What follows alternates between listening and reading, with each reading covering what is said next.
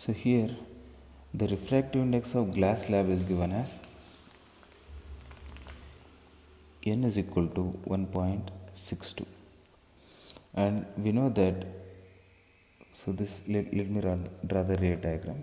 So here we have an incident beam which is being incident at an angle I, and then it gets reflected. Let's call this as r prime, and then it bends towards the normal, and let's call the angle of refraction as r. Now we can write n is equal to sin I by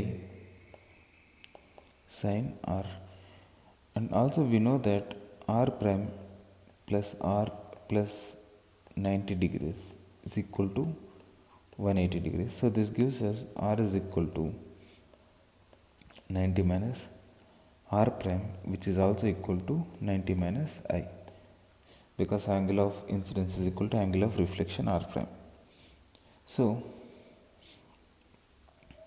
n becomes sin I by sin of 90 minus I, which is nothing but tan I, and this is equal to n.